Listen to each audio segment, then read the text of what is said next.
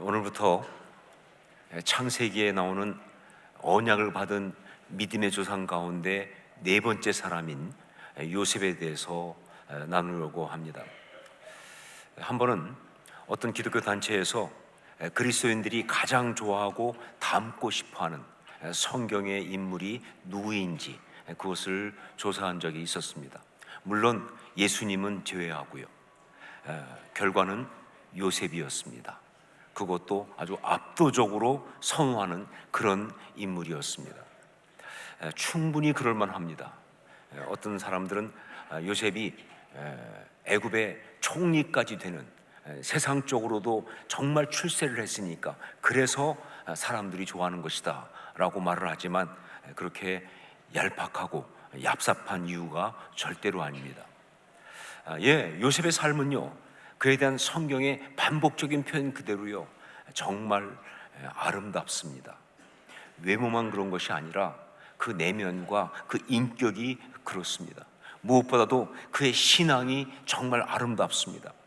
그것도 우리하고 동떨어진 어떤 다른 차원의 신앙이 아니라 우리가 날마다 고민하고 그리고 때로 자빠지는 그런 삶의 문제 가운데서 보여준 그런 아름다운 신앙이어서, 그래서 그렇게 사람들이 좋아하는 것입니다.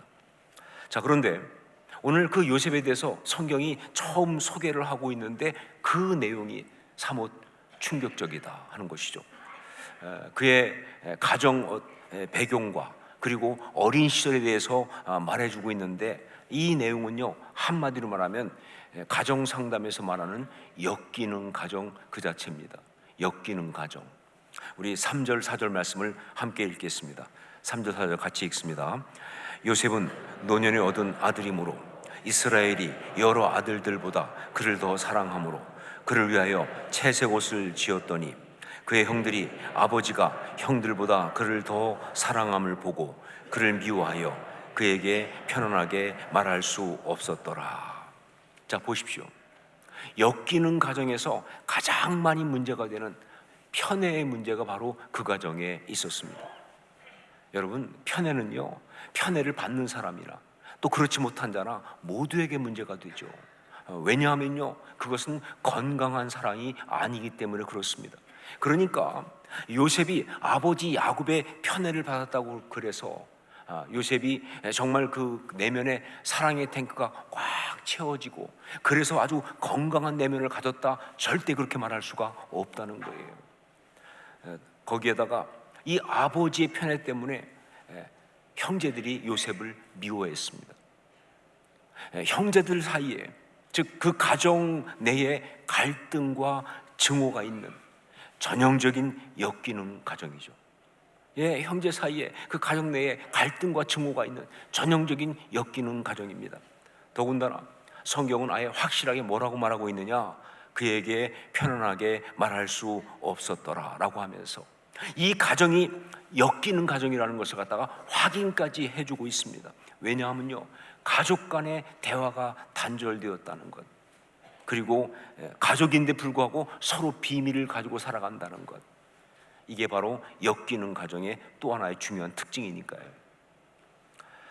여기에다가 성경은 여기서 말하고 있지 않지만, 그러나 이미 우리가 알고 있는 대로 요셉에게는 어머니가 없습니다. 자신을 낳아준 어머니 라헬은요, 동생 베냐민을 낳다가 죽었기 때문에 요셉은 어린 시절 어머니가 없었습니다.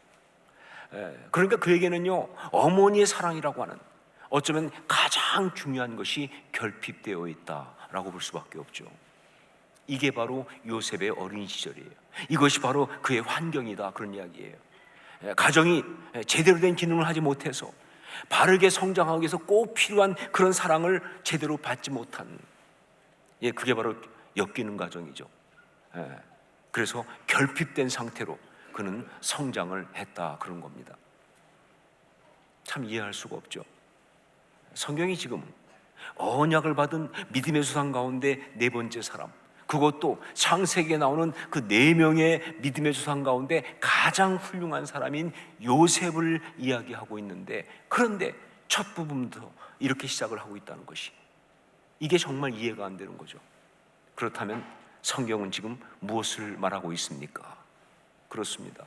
인간은 환경의 산물이 아니다 하는 것이죠. 인간은 환경의 산물이 아니라는 것, 그 얘기하고 있는 거예요. 좋은 환경, 그것이 훌륭한 인생을 만들어내는 것이 아니라는 것입니다. 특히 언약을 받은 믿음의 사람, 정말 그 신실한 믿음의 사람은요, 좋은 환경으로 만들어지는 것이 아니라 하나님이 만드시는 것입니다. 하나님이 만드시는 것이다. 하나님이 그의 인생에 개입하시고 하나님이 그와 관계를 맺으시면서 그 하나님과의 관계 여부에 따라서 그 인생이 만들어진다는 것, 그 얘기를 하고 있는 거예요. 물론 여기에서 그럼 환경은 필요가 없는 것이냐, 자녀에게 좋은 환경을 주기 위한 부모의 노력은 의미가 없는 것이냐 라는 질문이 있을 수 있지요. 아니죠. 환경이 중요합니다. 특히 그의 내면과 인격 형성을 위하여 환경은 정말 중요합니다.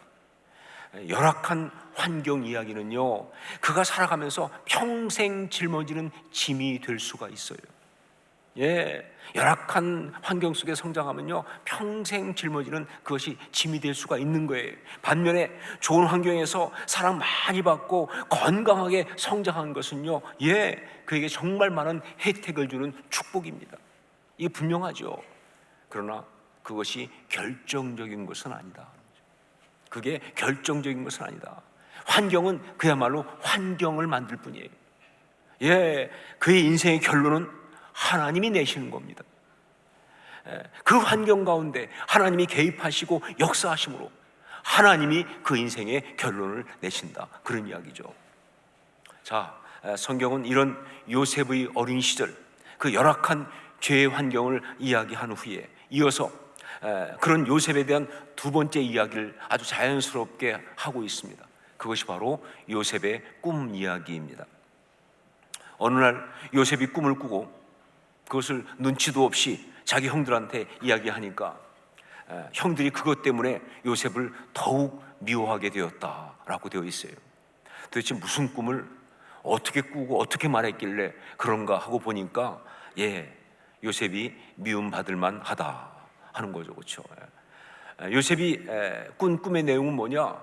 형제들이 밭에서 곡식단을 묶고 있는데, 그런데 요셉의 곡식단이 일어서니까 나머지 형들의 곡식단이 둘러서서 자기의 곡식단에게 절을 하더라는 거예요. 여러분, 이런 거 보고 뭐라 그래요? 밉상이라고 그러는 거죠. 그렇죠? 밉상 맞지 않습니까? 정말 얻어맞지 않은 게 다행이다 할 정도로 참 눈치 없는 이야기를 했어요. 자, 그런데 눈치 없고 분위기 파악 못하는 철부지 요셉은요, 다른 꿈을 꾸고 또 이야기합니다. 자기 꿈에 해와 달과 11별이 자기에게 절을 하더라. 이번에는 그야말로 우주적으로 꿈을 꿨어요. 해와 달과 11별이 자기에게 절을 하더라. 이건 누가 봐도 뭐예요? 그동안 흐름도 있고 하니까 이건 아버지, 어머니, 그리고 11 형제들이 자기에게 절을 하는 것을, 그걸 말하는 거예요. 그러니까 이번에는 아버지까지도 꾸짖고 야단을 쳤습니다. 자, 여기에서 이 말씀을 해석하기 위하여 몇 가지 질문을 던져보겠습니다. 요셉이 꾼 이 꿈은 누가 꾸게 하신 것입니까? 요셉이 꾼 이 꿈은 누가 꾸게 하신 거예요? 그렇죠. 하나님이 꾸게 하신 것이죠. 절대로 요셉이 창작해낸 거 아니지 않습니까? 마귀가 준 것은 더더욱 아니고요. 자, 그러면 하나님은 왜 요셉에게 이 꿈을 꾸게 하셨을까요? 비슷한 꿈을 두 번이나 꾸게 하시면서 하나님은 왜 요셉에게 이 꿈을 꾸게 하셨을까요? 하나님이 요셉에게 말씀하고 싶으셨던 것은 무엇인가? 지금도 그렇지만 특히 성경시대의 꿈은요, 하나님이 인간에게 당신의 메시지를 전해주는 그런 계시의 성격이 아주 강했습니다. 그러니까 요셉이 꾼 이 꿈도요, 그냥 앞으로 이런 일이 있을 것이다 하는 정도를 알려주는 그런 이야기가 아니라 바로 뭐예요? 하나님이 요셉에게 주고 싶으신 메시지가 있어서 그래서 꾸게 하신 꿈이다 하는 것이죠. 그리고 바로 그 메시지를 우리한테 들려주려고 성령께서는 오늘 이 말씀을 우리가 묵상하도록 그렇게 하고 계시는 것이다. 그것이 무엇인가? 그 메시지가 무엇인가? 예, 그것이 바로 존엄성이에요. 존엄성, 자존감을 높여주는 것, 바로 그겁니다. 존엄성, 자존감을 높여주는 것. 자기의 곡식단이 일어서니 형들의 곡식단이 둘러서서 자기를 향해서 절을 하고 있는 그 꿈을 보여주면서 하나님은 요셉에게 이렇게 말씀하신 거예요. 내가 이렇게 존귀하다고, 내가 이렇게 존귀한 사람이라고, 바로 그 말씀하신 거예요. 그리고 이번에는 해와 달과 11별이 자기에게 절하는 꿈을 꾸게 하시면서 하나님은 더 강력하게 말씀하신 겁니다. 내가 이렇게 존귀한 사람이라고, 그렇게 말씀하신 거예요. 예, 그렇습니다. 이 꿈의 이야기는요, 하나님께서 그 열악한 환경 가운데 있는, 그러나 하나님의 선택을 받은 믿음의 사람 요셉의 삶에 개입하신 이야기예요. 그런데 어떻게 개입하셨느냐? 다른 어떤 것보다 존엄성으로, 즉 자존감을 높여주는 것으로 개입하신 그런 이야기예요. 바로 그렇게 하나님은 지금 요셉의 삶을 세워가고 계시는 것이다, 그런 이야기죠. 다만 아직 어리고 유치한 요셉이 이걸 제대로 알아듣지 못하고 그 꿈 이야기를 형들 앞에서 막 떠버렸잖아요. 그래서 하나님이 꾸게 하신 그 꿈으로 인해서 형들한테 더 미움을 받게 되고, 나중에는 뭐예요? 형들이 요셉을 갖다가 애굽의 노예로 팔아버리는 그런 비극적 사건의 빈리까지 되었지만, 그러나 여러분, 존엄성으로 시작된 하나님의 역사는 결코 멈추지 않았고 실패한 것이 아니고 계속 진행되고 있다 하는 것을 성경이 말해주고 있습니다. 어디에서? 11절에서.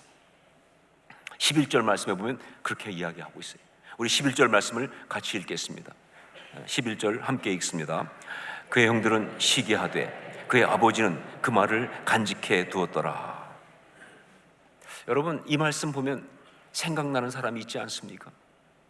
그의 아버지는 그 말을 간직해 두었더라. 이 말씀 보면 생각나는 사람이 있지 않습니까? 예, 예수님의 어머니 마리아가 생각나지 않습니까? 누가복음 2장 51절, 예수께서 함께 내려가사 나사렛에 이르러 순종하여 받드시더라. 그 어머니는 이 모든 말을 마음에 두니라. 예수님이 12살 되었을 때 유월절에 예루살렘에 올라갔다가 예수님을 잃어버린 그 사건을 이야기하는 겁니다. 사흘 동안 찾았어요. 못 찾았어요. 그래서 다시 성전에 가보니까 예수님은 거기에서 뭐예요? 선생들과 함께 토론하고 있더라는 거예요. 부모하고 떨어져서 그 말이죠. 그래서 부모가 놀라면서, 그러면서 어머니 마리아는 예수님을 책망했는데, 그런데 거기에 대하여 예수님이 뭐라고 말씀하셨느냐? 어찌하여 나를 찾으셨나이까? 내가 내 아버지 집에 있어야 될 줄을 알지 못하셨나이까? 라고 말함으로써 부모를 더 황당하게 만들었다. 정말 황당하지 않습니까? 제가 만약에 예수님의 부모였으면 예수님은 그때 맞아 죽었어요. 무슨 소리인지 알 수가 없는 거예요. 너무 황당한 소리를 한 거예요. 그래서 성경에 보니까 부모는 예수님의 그 말을 깨닫지 못했다라고 나와 있어요. 하지만 어머니 마리아는 이 모든 말을 마음에 두었다 하는 거죠. 뭐예요? 이해가 정확히 안 되지만 하나님의 역사하심이 있구나 라는 것을 알았다는 것이죠. 예, 요셉을 구약에 나타난 예수 그리스도의 예표라고 본다면 바로 이것이 그 근거 중에 하나가 될 수 있습니다. 사람들은 이해하고 있지 못하지만, 그러나 부모는 그 삶 가운데 역사하고 있는 하나님의 섭리, 그 역사를 보고 있다는 거죠. 뭔지 모르지만 하나님이 지금 역사하고 있구나. 그렇습니다. 요셉의 꿈 이야기는요, 하나님께서 요셉을 향하여 존귀하다라고 하시면서 그의 존엄성을 아름답게 세워가시는 역사였습니다. 그리고 성경이 이 이야기를 우리에게 해주면서 지금 주고 있는 메시지는 바로 뭐냐? 예, 하나님이 지금 우리에게도 동일한 역사를 행하고 계시다는 것, 바로 그겁니다. 하나님이 지금 우리에게도 동일한 역사를 행하고 계시다는 것, 이게 성경의 메시지예요. 여러분, 말씀을 보십시오. 이 말씀 가득히 담겨있는, 그리고 우리 주변에서 하나님이 행하시는 역사를 새삼스럽게 깨닫고 보시면 그 모든 역사 가운데 가득히 담겨 있는 우리 하나님의 메시지가 뭡니까? 두 가지 아니에요? 두 가지 아닙니까? 하나가 뭡니까? 내가 너를 사랑한다. 메시지. 너무 사랑한다. 그 메시지 아니에요? 말씀 가득히, 이 모든 일 가득히 담겨 있는 그 메시지는 바로 뭐예요? 내가 너를 사랑한다. 너무 사랑한다. 그리고 또 한 가지 뭡니까? 너는 보배롭고 존귀하다. 너는 보배롭고 존귀하다. 그 메시지죠. 우리 하나님의 메시지는 일관되게 이겁니다. 심지어 정말 우리가 범죄함으로 하나님이 우리에게 진노하시는 중에도 이 메시지는 일관되게 동일하다는 거예요. 이게 기가 막힌 이야기, 이게 성경 이야기죠. 하나님 우리에게 진노하시는 중에도 하나님 우리를 사랑하세요. 그리고 하나님은 우리를 존귀하다고 말씀하십니다. 이 메시지는 동일하다. 하지만 마귀의 메시지는요, 그 반대입니다. 여러 가지를 가지고, 특별히 죄의 환경과 어떤 상황, 그거 가지고, 또 우리의 실수와 실패, 이런 걸 가지고 말이죠, 아주 지속적으로 마귀는 말합니다. 너는 무가치하다고, 너는 열등하다고, 너는 부끄러운 존재라고 계속 얘기한다고요. 여러분, 우리가 하나님의 사람이라고 한다면, 우리가 하나님의 사람으로 아름답게 서기 원한다면, 무엇보다 우리는요, 우리 하나님의 이 존엄성의 메시지를 붙들어야 되는 거예요. 마귀의 소리 듣지 말고 우리 하나님의 이 존엄성의 메시지를 붙들어야 하는 거예요. 이 하나님 말씀 붙들고 우리의 존엄성을 지키고 우리의 자존감을 회복하고 나가는 것이 정말 중요하다. 심하게 말하면 신앙생활은 이 싸움이에요. 여러분, 존엄성은요, 하나님의 형상의 핵심 요소입니다. 하나님의 형상, 이마고 데이, 그 핵심이 뭐냐면요, 존엄성이에요. 그러니까 존엄성을 회복하고 존엄성을 지킬 때만 우리는 온전히 행복할 수 있는 거예요. 다른 게 아무리 있어도요, 존엄성이 무너지면 행복할 수 없어요. 그러나 다른 게 아무리 없어도요, 존엄성만 지킬 수 있으면 우리는 행복한 거예요. 왜냐하면요, 존엄성만 지킬 수 있으면, 자존감만 무너지지 않고 있으면, 상황이 아무리 힘들고 어려운 상황 속에 있어도요, 우리는 여전히 하나님의 형상대로 살아갈 수가 있으니까 말이죠. 예전에 우리 교과서에 나왔던 이야기입니다. 지금은 모르겠어요. 옛날 교과서입니다. 그러니까 이 이야기를 교과서에 나왔던 걸 기억하는 분이 있다면 그분은 연식이 좀 됐다라는 것을 인정할 수밖에 없죠. 가난한 날의 행복이라고 하는 김소운이라는 분이 쓴 수필입니다. 세 쌍의 부부 이야기를 쓰고 있는데 그 중에 첫 번째 부부 이야기를 수필 그대로 소개하려고 합니다. 수필은 시처럼 그 글 자체가 아름다우니까 수필 그대로 소개합니다. 그들은 가난한 신혼부부였다. 보통의 경우라면 남편이 직장으로 나가고 아내는 집에서 살림을 하겠지만 그들은 반대였다. 남편은 실직으로 집 안에 있고 아내는 집에서 가까운 어느 회사에 다니고 있었다. 어느 날 아침, 쌀이 떨어져서 아내는 아침을 굶고 출근을 했다. 어떻게든지 변통을 해서 점심을 지어 놓을 테니 그때까지만 참으오. 출근하는 아내에게 남편은 이렇게 말했다. 마침내 점심시간이 되어서 아내가 집에 돌아와 보니 남편은 보이지 않고 방 안에는 신문지로 덮인 밥상이 놓여 있었다. 아내는 조용히 신문지를 걷었다.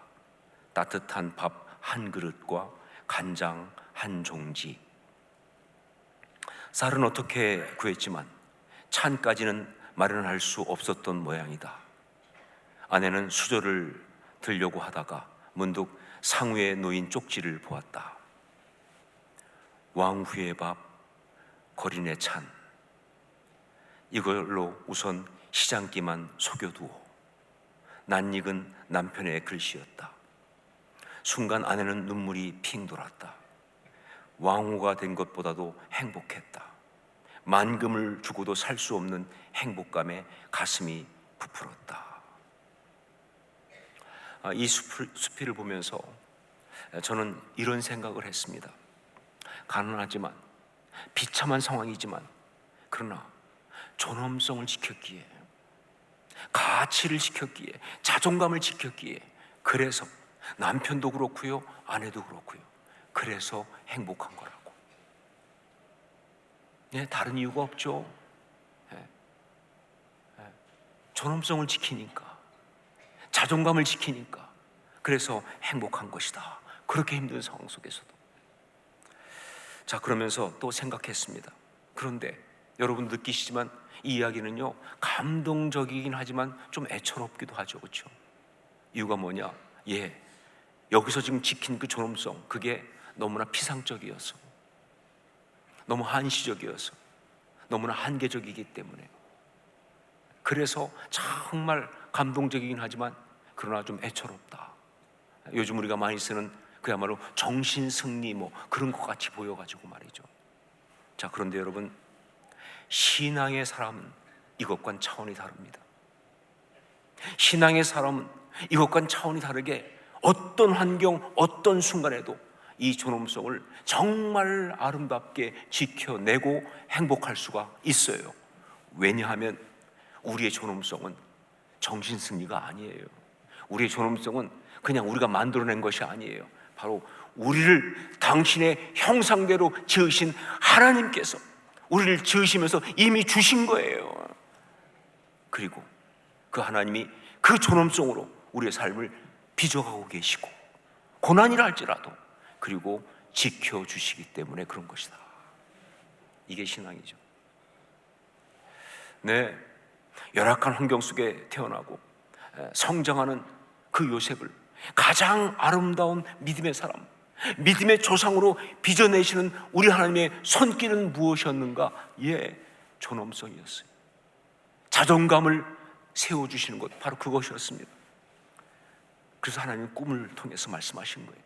꿈을 통해서 그에게 바로 이 메시지를 반복해서 말씀하신 거예요. 비록 그가 아직 어리고 유치해가지고 그걸 잘못 다루면서 그로 인해서 오히려 고난을 겪게 되었지만, 그러나 하나님의 이야기가 스탑되지 않습니다.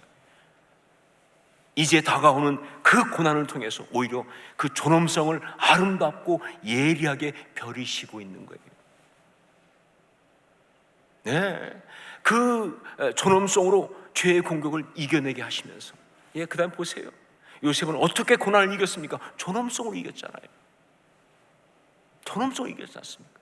그 존엄성으로 죄의 공격을 이겨내면서 말이죠, 그 존엄성을 아름답게 벼리고 만들어서 결국은 그 존엄성을 모든 사람 앞에 드러내는 거기에 이르기까지. 이것이 바로 이제 펼쳐질 요셉의 이야기인 것이죠. 그리고 바로 우리의 이야기가 되어야 할 줄로 믿습니다.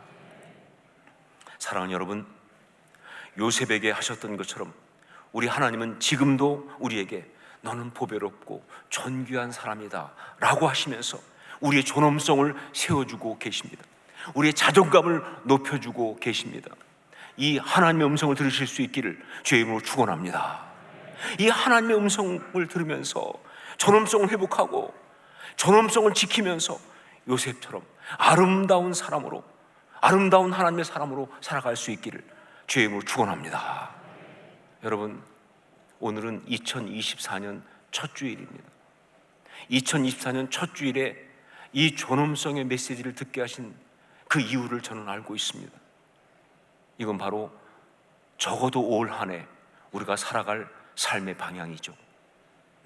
어떠한 상황 속에서도 정말 존엄성을 지키고, 우리 하나님의 그 말씀 가운데서 존엄성을 지키고, 그리고 자존감을 세워가는 그런 진짜 하나님의 형상을 가진 그런 사람으로 살아가겠다. 2024년은 이런 결정이라고 생각합니다. 그렇게 살아가실 수 있기를 주의 이름으로 축원합니다. 기도하겠습니다.